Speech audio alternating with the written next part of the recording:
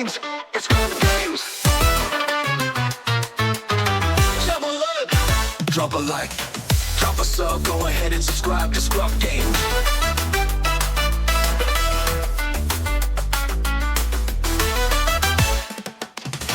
Drop a like, drop a sub, go ahead and subscribe to ScrubGames.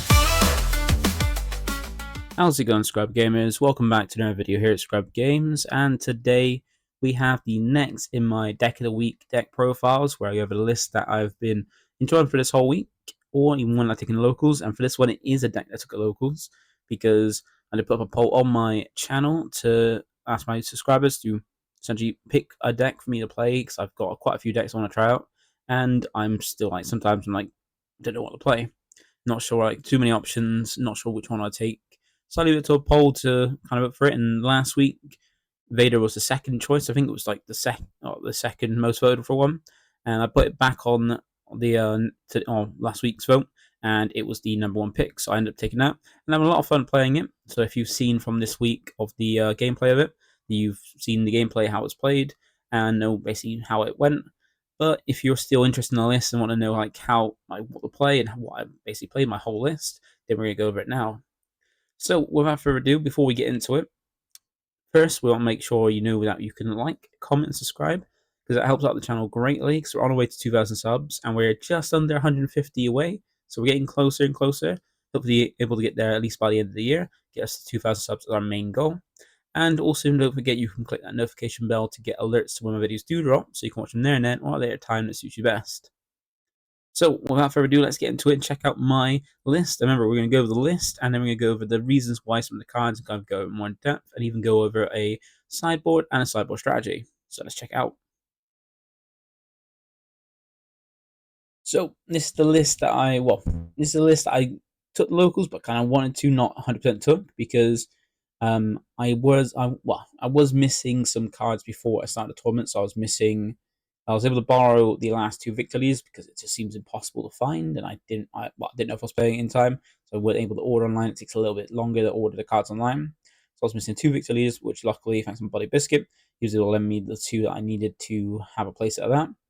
And the other cards I was missing that I thought I had a playset of, but apparently didn't, is Clone Combat Squadron. I only had one, so I've only got one as an uncommon, so I only had one of those. And also I was missing a third copy of Sanctioneer Shuttle, because I thought I had as well a playset of that, but apparently I only had two, so I had to try and scramble to get those before the start of the tournament. And I was able to get lent the Clone Combat Squadron, so I had three of those in there, but I wasn't able to get the Sanctioneer Shuttle before the tournament started. So I was able to get it eventually, but not before not before the tournament started. So I was able to get hold of it but not play it, so that way it was in the deck. Well, I had it, but not until after the tournament started. So it meant that during the tournament I was only playing two Sanctioneer Shuttle, because I couldn't get a third one in time. But I did play it in the side deck, up like back to front, well, in reverse, that way it was still there, so I know I had it card to kind of put in the deck afterwards, but couldn't use it during the tournament, so I only had two. And I had to replace Link in the side in main for that. So I ended up putting I think it was a Lurking Tie in the main. So that way, no, I think originally I was, I can't remember what I was running now, but I think I did put a Lurking Tie in the main or something in the main to kind of have that covered.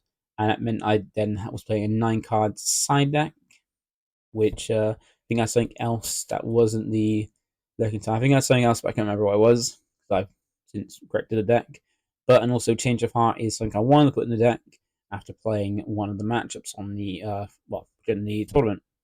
So this is the list that now I've updated, so that was exactly how I run it. So all the mainly like full space focus, only one ground unit being the Wingman, which we'll get into a reason why, and only a few events because we're an aggro deck. Want to hit them hard, hit them quickly from the space arena, and overall my opponent. So if you want to see gameplay of it, check out from earlier this week. I've got the 3 matches, my 3 rounds from the tournament, so you can check out of me playing the deck and different matches I went against as well. But if you just want to go ahead and try it out, test it with Carabas, then in the description down below is a link from SWU, so you can go ahead and grab the list, go and test it out, or even just use the little QR code in the bottom right of the screen, so you can then use that instead as well. So let's go and get into details about why we use the cards and what the cards are, and basically details about the deck. So starting off with Raiders Deploy, that's probably the best place to start because it's important to understand what the leader's kind of doing, so you kind of understand the reason behind the leader choice and the base stuff. Now you can see we just went with a normal vanilla base, so we didn't really add anything different in the rare bases to kind of go over why we use that kind of effect or why we use that base. We just picked the 30 health base because we want maximum health, and the most health you can get from a cunning base is 30. It doesn't have a base yet, or currently hasn't got a base where you can get more than 30 health. So we went just for 30 health base, and I chose Jabba the Pass because I like the art on it. Simple as. But here's the leader, and basically just going Res Deploy. So for Vader, his effects are about spamming you with vehicles, because as long as you can attack, as long as you've attacked that turn with a non-token vehicle, you can create a TIE Fighter token, which, as you can see on the screen, they're little zero cost 1/1 tokens you can get. So little units you can get in space. You can get like spam a load of them. Every turn you can create a new one as long as a non-token vehicle attacked.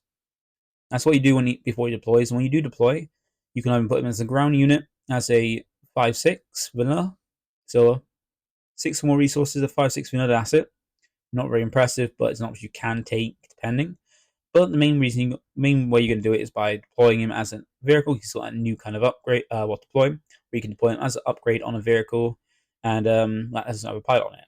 So you can deploy him down, and when he comes down, he gives a 5/5 boost to that unit, so you get extra 5 power, extra 5 health, which is huge, especially since we're running a lot of cheap units to kind of spam the board with it, and then we want to give a big boost. You get a huge boost from this because he deploys a little bit later than most of the pilot leaders. And not only that, but when he is upgrade, when he does deploy, he makes that unit a leader unit, so it can't be taken out by non-leader unit removal thing, so that's quite handy. And also, when he deploys as an upgrade, he creates 2 more TIE Fighter tokens, which comes in very handy with one of our big spaceships. But essentially, that's the thing. You get a unit down, you can deploy Vader on it, so give it an extra 5/5 boost, create an extra 2 TIE Fighter tokens, and that's deployed. And it works very well with Clone Combat Squadron, because that gets stronger for every space unit you have. So makes it bigger and bigger, and it can just give you a huge leader, like a unit with a huge power out of nowhere, to things like Overwhelm Barrage, where you can just swing in huge to your opponent.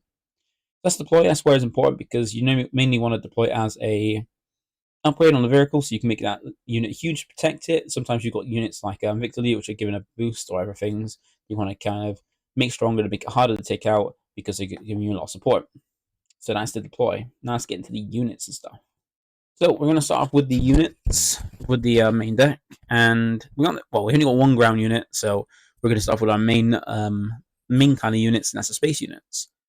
So for this first one, we've got all the units you can play as early as turn 1, and some of you can play multiple out on the same turn because you've got a lot of low costing cards.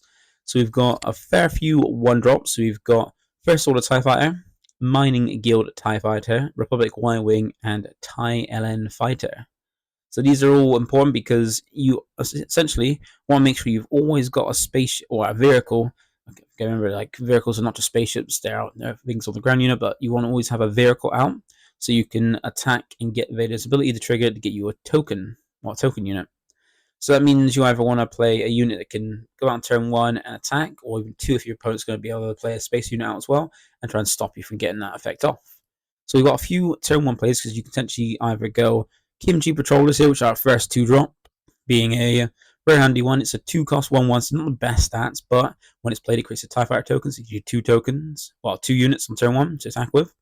But you only get 1 non-token unit, so only if that one gets taken out before it can attack, you won't get the effect off. So it's not always the best situation, but it's a pretty good situation, ones where you're not going to have to worry about them taking it out. Otherwise, you want to normally get 2 1-drops. So you've got the First Order TIE Fighter. Well, we've got these 4 I've already kind of said, as ones you can play out 2 on the same turn, because you can play 1, play another one. So if you don't have the initiative, or if you could get initiative and have Kimchi and stuff like that, then you can just try and get 2 of these down, so you're guaranteed to hopefully get 1 of them to attack. And they're pretty handy, because you've got the low HP ones, but high power ones in First Order TIE Fighter and TIE LN Fighter. These are both 2/1s that essentially 1-cost 2/1s, hit hard, but then the First Order TIE Fighter is one that can get stronger if you've got a token unit, because what you do control 2 token unit gives raid 1, so swinging as a free 1, essentially, which is pretty cool. Now, they're essentially, their traits don't really matter outside of being a vehicle. That's it. That's really it. That's what you really care about. And the other two are low power ones, only 1 power, but they got a bit more bulk to them at 3 and 2, so they can kind of survive a little bit longer from like things like ping damage or even just being taken out quickly. And the nice thing about it is Republic of Iwin is just vanilla, just like how is it essentially the opposite of a TIE fighter. Is it essentially the stats are just reversed, the same kind of thing, just vanilla, but stats are reversed. And also, the mining guild fighter is also quite handy in that it's if you don't have anything to play, or you're getting hand control and things like that, or you got resources because you haven't got you got too many low costs. You can essentially use this effect to kind of give you more cards. Where on attack you can pay 2 resources if you do draw a card. It's a kind of way to draw more cards to get more things to do stuff. If you're kind of stuck with a bad hand, or even too many low cost cards, you still got resources available. Now, the other unit we've got that we play turn 1 that isn't those 5 is Mercenary Gunship, being a very handy one because in this combination of aspects with vehicles that are low costing, it needs to. There isn't too many that's amazing. Like you want power member because aggro deck want to hit hard. So Mercenary Gunship is a very nice one because it's a 2 cost 3/2, so it hits pretty hard. There's an action where your opponent can take control of it by paying 4, but you can always take it back. And normally you're going to want to make sure that, well, you don't really care. You can take it out, you get a hit, and normally going to take it out because they don't want to really waste resources stealing a 2 cost. So they're normally going to try to take it out instead of just stealing it. So you have to worry about it too much. But it's a vehicle that hits hard. You can play turn 1. So essentially, we want to span the boards. We want to get as many as possible. So that's why we've got all these ones. Then we got our ones we can play turn 2 onwards, and use ones that now cost a little bit more but have nice effects or nice benefits. So we got 2 green ones in Victor Leader and Eager Escort Fighter. And we got 3 yellow ones in Contract Jumpmaster, Sanctioner Shuttle, and Death Space Skirmisher. Now, the green ones are pretty handy because they give a boost or can trigger Vader while also taking out something on board. We got Victor Leader, which is a very nice one, is Vader's signature ship, essentially. It's 3 cost 2/4, so pretty good stats for a 3 cost. Not amazing, but pretty good. And while it's on the board, it gives all other friendly units an extra 1/1. So it means all your token units you can get out, instead of becoming 1/1s, they're now 2/2s, so they can hit a little bit harder. And it's pretty nice. It's always nice to give something, all your every unit's an extra 1/1 boost. It's not just the token units, every unit, so any other non-token units you play out as well get a boost as well. Doesn't boost itself, but still, it's there to just boost everything else. It becomes a target, or it basically just stays there and just gives you big benefits. Now, Eager Escort Fighter is pretty handy in that it's very vulnerable at 1 health, but it's got a huge amount of power at 4. But it's mainly the main benefit of this ambush, because sometimes you get units like Millennium Falcon and stuff that are you want to come down, take out your ships that can attack straight away, or they've got out to kind of take out your vehicle that isn't a token, so you can't get the token. So take it out before you can. And Eager Escort Fighter is very handy in that it can just come down straight away, attack. It was not going to really survive most of the time because it's got 1 health, but it's going to be able to attack, which means you attack with a vehicle to fulfill Vader, and also taking out a unit to kind of get something out the way that's a problem for you. So that's pretty cool there. So it fulfills both the ability of Vader's trigger to actually get you that extra token, so you're taking out something, losing a spaceship, but you're getting a token back, and also taking out something without needing to have played something to before, so it can attack. It's pretty handy there. Then we've got the next 3 being the yellow ones, and Contract Jumpmaster is pretty nice because it's got the same stats as Victor Leader, but it's a Sentinel, so it's a way to kind of protect your ever units to kind of stick around. Essentially, if you've got at least like 1 very weak non-token vehicle, you want to keep that around so that can attack and have this protect it and protect your other units as well. And it's just nice when your opponent has like little weak space units that have like maybe 1 power or something like that can take out your other units and survive because they're normally gonna have more health, but it's 1 power. So you'll be able to take out your other units that are cheap, but not be able to deal with this, while this one protects your other units to keep them around, so you can spam the board. It's a pretty handy one there. So decent stats, just like how Victor Lee's got decent stats, and a Sentinel to protect your aerospace units. And then you got the other 2 that kind of disrupt. You got Sanctioner Shuttle and Death Space Skirmisher, both 3 cost, 3 health. They differ in that Sanctioner Shuttle only has 2 power, while Death Space Skirmisher has 3. And these are very handy because basically they help disturb your opponent, because when you want to spam at the board, that helps out Sanctioner Shuttle's effect, which is a coordinate skill, which means it requires to have 3 units on the board, which counts itself, and 2 other units on board. So essentially itself and 2 other units on board fulfill like coordinate. And the coordinate is an actual effect that says, when played, This unit captures an enemy non-leader unit that costs 3 or less. So essentially what you can do is if you play out 2 space units turn 1, get 2 units out turn 1, turn 2 you can now play this, steal your opponent's turn 1 play or the turn 2 play, and then just carry on as normal. Now if they take this unit out, they get it back, but taking away your opponent's unit, say taking away your opponent's unit to attack on the first turn, like in a mirror match, taking out the space unit, but using this to steal it is pretty handy, and even then just taking out your your opponent's space unit might play on turn 1, so they can't attack into your space unit, so you can attack and then fulfill the conditions to get more space tokens is pretty handy. So it can be fulfilled really easily in this if you want to span the board anyway, and taking your opponent's unit, so they get it back to take it out, but they got to actually take it out, which if you're against decks where they might have decks and aspects that already might have not have the best kind of tool to do that, then they're not really going to have ease of taking it out. So if they can't take it out easily enough, they'll get your unit back, and then you can just continue to span the board as you want to, and yeah, carry on as usual. Now, Death Space Skirmisher is like a better version, I would say, a better version of Cartel Spacer, because it doesn't require a certain type of aspect, which isn't always going to be available. Like cheap yellow units aren't always easy to come by sometimes, or they're not so strong. But this is just, it's also got not got a limit. Now, if you don't know, Cartel Spacer is a 2-cost, 2-free unit that a space unit that while you control a never cunning unit on the board when it's played, you can then rest 4 costs or less. That's handy, but it's very restrictive because you need to have exactly a cunning unit, a never cunning unit on board. It's not itself, a never other unit, and it be cunning, and it only rests 4 or less. So it's very restricting what it can rest, and it needs a certain kind of card on play. Whereas Death Space Skirmisher has 1 more power and 1 more cost, so this costs 1 more, but it's got 1 play where if you control any other space unit, so that could be a token unit or anything else, anything that's in your space arena, then you get to exhaust any other unit. So that's very handy. You can exhaust high costing unit, low costing unit, any unit in different arenas as well. So you can, just by having another space unit on your board, when you play this, you get to rest any other unit, which is very handy. That's why we've got a full playset of this one, because it's just very handy to disrupt your opponent while putting something on board and allowing your things to survive so you can kind of span the board easily. And that brings us to the last of our units, because we're going to include Wingman Victor 2 here, as you can see, because it's also a unit. It's not a space unit, but it can go in a space arena because it's a pilot. So these are ones that are a little bit high costing before we get into events, and that is Clone Combat Squadron, Ingenuous Patrol Fire, and Victor Wingman 2.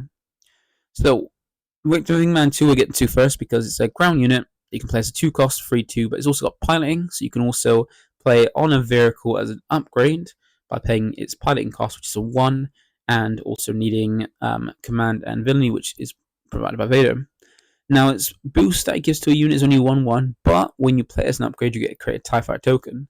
So you get to put a never unit on board, never space unit on board while powering up one of the other space units, and it's very handy. Now, it is unique, so if you do have this on a unit and want to play another one, you might have to lose lose one of them because it's unique, but it's not going to matter because you're normally going to see hopefully just one, maybe only really player one to put out there, get a token, and just power up something else. You get a little bit stronger to help, and you're normally going to put out things like Victor Leader if you're fearful that you're going to lose it before you get to Vader's deploy, or put on something that's like your Jump Master, that's a Sentinel that can make that survive a little bit longer to defend your rest of your space units. But the other two here, we got Clone Combat and Geodis Patrol Fire. Now, Patrol Fire is pretty handy because it can come out a little bit early. It is a 5-cost free 2, so not the best cost of stats, but it's got Exploit, so you can bring it out earlier. And lucky for us, it's where we're creating little fighter tokens, little space tokens. They're only 1/1s, and they're quite weak, and we keep generating over and over again. It's almost like you attack with a vehicle. So you can have those as ones to just sack off to make this a little bit cheaper, bring out a better unit that can also provide some stall as well. Because when played, you can return any non-leader unit that costs 3 or less back to his own hand. That was a bit restrictive in 3 cost or less, but disrupting your opponent's early turns to get rid of their space unit to put out, or something else that's powerful, that's cheap on the board to disrupt them. It's very handy, and it is a way to kind of disrupt your opponent and kind of help you win games as well. Especially since you can play at turn 2 by killing off that token unit you might have generated, bring this out and disrupt your opponent's turn 1 or turn 2 play, which is cool. And we got Clone Combat Squadron, which is very handy in that it's the one that benefits the most from Vader's strategy, because where we're trying to just span the board with space units, and then as long as we can attack with a vehicle, Vader's going to get more space units by getting more tokens, powers us up to insane degrees. because it's a 4 cost free, so not the best statted for its cost, but it does get an extra 1/1 to its stats for every ever friendly space unit you control. So it's not just vehicle, it's space unit, that's why I get confused myself. But for every ever space unit you control, it gets an extra 1/1 power. So that means if you've got 5 ever space units on board, it becomes a 8/8. That's amazing. So you can hopefully spam at the board and that's aiming your game. This goes very well with it, and this is one of your main targets you want to throw Vader on, because if you throw Vader on this, then it's going to be very hard to take it out, because then your opponent's going to have things like Rivals Full to take it out, because it'll be too powerful for them to deal with. And even then, Vader will then add 5/5 to its stats itself, plus create two tokens. So even if you've got Justice on board, Vader's going to give it extra 5/5 to its stats, make it a then minimum 8/8. And then create 2 TIE Fighter tokens when it's deployed as an upgrade, which would then make it a 10/10 at the very least minimum, with nothing on board, just that and deploying Vader on it. But if you've got more tokens, well, more units, you're going to make it even stronger, so it can become up to like 15 power, which is huge and very difficult to deal with. And that makes it a very good target for Overwhelm Barrage, because if you can get this out, then deploy Vader on it, it can get huge, and then put an Overwhelm Barrage on it means you're going to get to huge amounts where it can do a lot of damage, sprout tons of damage, and potentially take out your opponent's entire board. So those are the space units, and those are the ones we want to put in. I did look into it before when I was building the deck, but every unit you put in, but then you're thinking you want your aggro, you want to play as many cheap units you can spend the ball with so you can hit as hard as possible. You don't want to put too many higher costing units, because then you start taking away from the aggro, and then you can't really function as well as you kind of want to. So that is the units. Now let's check out the few events we have in the deck. So these are the events we're playing, and we're just playing Overwhelm Barrage, No Good to Me Dead, Surprise Strike, and Waylay. Now, these are just the only really events you really need to play, and these are ones that help you push your aggression with like Overwhelm Barrage, Surprise Strike, and then stop your opponents to kind of stop them from messing with your game plan of just spamming the board through Waylay and No Good to Me Dead.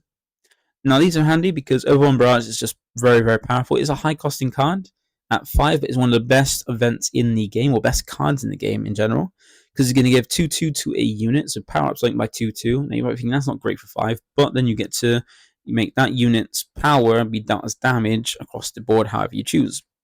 So not only are you powering something up, but you then be able to take out things on your opponent's board, be it maybe obstacles or even things that you don't want them to have that are just annoying you.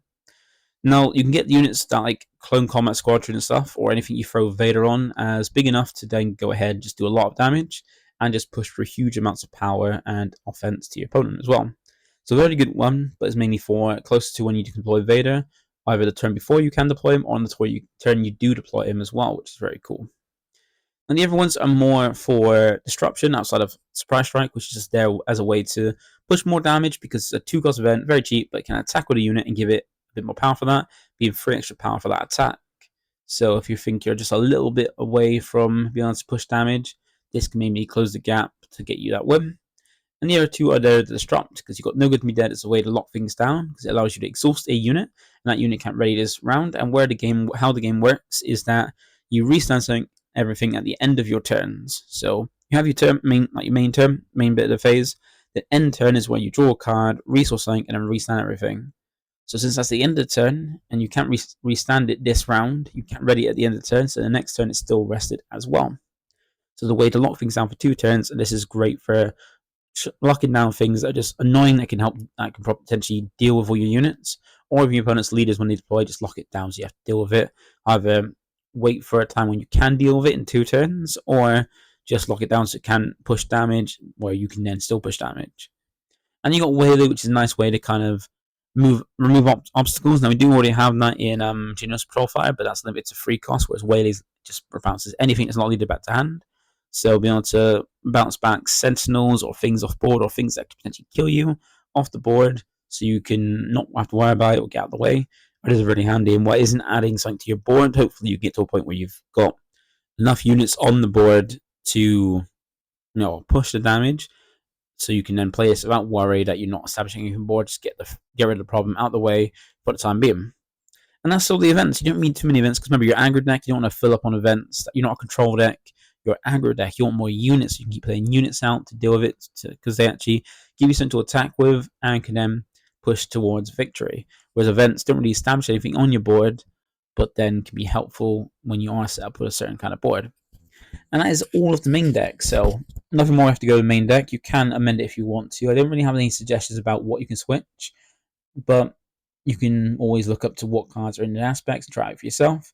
But this is what I felt comfortable with, and this is kind of the bog standard you get with Vader anyway, because you want to be aggressive because it's aggro deck. You want to be aggressive, cheap units you can spam out the board like with any aggro deck. And there's not too many options in the aspects, but there are good enough options to warrant for the deck. So let's now go over Sidedeck, see what I had built for that, and kind of go into a strategy of like what it's in there for, and also about how you decide like what cards you can take out the side in.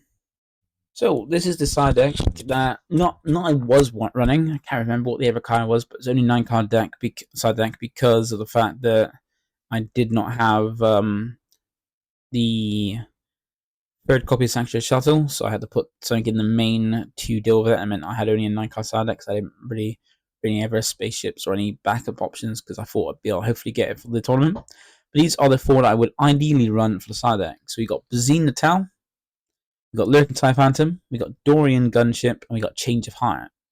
Now, some of these may seem like simple about what they are, but I'm going to go over each one of them so you kind of understand why they're in the Sidedeck, what they're there for, and what you can potentially side in for them to go on the main. So let's get into that. So start off with Bazine. This is a very handy one because it allows you to shop your opponent's hand, because it's got a nice one played where you look at your opponent's hand. You can discard a card from your hand. You don't have to, but you can if you want to. But if you do discard a card, they draw something to replace that card. You don't get the ticket for free, which is fair enough because it's so cheap. You can do it as early as turn 1, and you can even smuggle it in, so you can always resource it and smuggle it in later. And now it isn't a vehicle, so you can't really get the benefit of Vader by attacking with it and getting a token. But it's handy instructing your opponent by taking away something from the hand. Well, getting the hand knowledge, knowing what's in the hand, and ripping a card out of it that you don't want. And one of the main uses you can use it for is by taking out those pesky cards your opponent might be putting in. Now, people do put in now because of this set being the kind of vehicle focus with upgrade and piloting. Getting that upgrade hate, because you got things like Saving Fangfire, Bamboozle, and Confiscate, where people put in a deck either main or side to deal with these kind of pesky upgrades. And yeah, Bazine is a very handy one to kind of make sure before you do deploy Vader's upgrade, you can look at your opponent's hand, you play out Sabine, because it only costs 2, and you have 4 other resources to do other things that same turn. And then look at your opponent's hand, see if they got any upgrade hate on it. So if they got any upgrade hate, you can then rip that out of your hand. Then you do get a draw card, so you could draw back into a never copy or a never kind of upgrade hate. But you're at least ripping out the one you do know, and you get to see the hand, see what they can potentially do. It's very handy for before Vader turns or Vader deploys, so you can see if they got anything to knock Vader off as soon as you put them on, because you don't want to put it on and lose that whole thing. So then take out something from their hand that is going to take Vader off your unit, and then allow you to deploy safely, and then swing for huge amounts of damage is pretty handy. So it's a really handy one for that kind of situation against upgrade hate, and you can always side out No Good to Be Dead, all 3 copies, or just, mainly all 3 copies, because No Good to Be Dead is more there just like on leaders. Then if you're not too worried about that, you can always side out those to put into Bazines, so you can deal with these kind of upgrade hates. Next we got Lurking TIE, and this is more for against control decks because it's got a very nice ability where it can't be captured, damaged, or even defeated by enemy card abilities. So it means your opponent's only way to take out this is by bouncing back the hand, or by doing damage to it by combat, or by negative stats on it. Now, against high control decks, against main control decks, they're going to focus on using effects to just take it out outright. So they're going to have a hard time dealing with this because it can't be dealt with by effects. And it's also got rate 2, so when it swings, it's not just swinging for 2, it's swinging for 4, so it's hitting quite hard as well as being impossible to take down by effects and things like that. Now, this is a perfect one you can also put your leader onto, because where it already has the ability to not be taken out. You can put Vader on it, turn from a weak 2/2 to a 7/7 with Vader, and it hits for 9 when it swings. And a 7/7 in space that can't be just damaged by effects, captured by effects, or defeated by effects is going to be hard to take down, especially when you make it a leader unit. So those effects that can maybe take it out that don't affect affect a non-leader won't affect it. And it's even got better stats then to be harder to take out, so it makes it almost impossible for you to deal with. So It's a very handy unit against his control decks, and if you are putting it in to help deal with those, you're normally going to be taking out Sanctioner's Shuttle, because they kind of help you. They kind of like are the opposites, because Sanctioner's Shuttle wants multiple units on board so you can pull off this effect to capture a unit. But then if your opponent's demon your units to stop you from getting multiple on board, like spamming the board like you want to do, stopping your main goal, you're not really going to pull off the effect. And outside of that effect, this is a 2/3 that costs 3, which is not great. There's other units that do have better stats or do something useful for that cost. You don't really have that there. So be on a switcher for something that's going to be useful in that matchup that kind of counteracts what they're trying to do that hurts that card is a very handy one to switch it for. So if you do put in Lurking TIE Phantom, you can take out the copies of Sanctioner's Shuttle. Then we got Dorian Gunship, and this is not really, couldn't really think of a kind of certain matchup or leader or kind of situation where we'd put this in, but this is more to put in to help kind of further aggro, because it helps with the game plan, because the whole game plan of Vader is to spam the ball with space units, so you can just hit hard with all these different space units and just win from the space arena. Now Dorian kind of helps, like kind of gets benefits from this kind of strategy, because where you're just spamming out space units and getting loads of them, it helps add to the damage it can do, because it's a 5 cost 4/6 that when played allows you to deal indirect damage to each player equal to the number of vehicle units you control. So if you've got a lot of units on board, that's a lot of indirect damage. And why is indirect damage, your opponent gets to choose where it goes. If they haven't got many units and doing yours, you can take out their units. They have to think about it, where they're going to put it. And even then, if they got no units on board, that's going to do damage all to base. And even if they got units on board, they got to think where they're going to put it to. Because if they put on units, the units are going to be taken out. If they put on a base, you're pushing even more damage to the base to kind of win the game, which they kind of don't want either. So it's a very handy one to help push more damage to it. And with putting this one in, there's not really, you don't really want to take out more space units, because you want more space units or vehicles, so you can go ahead and do the burn, the indirect damage, or burn damage, as I prefer to call it.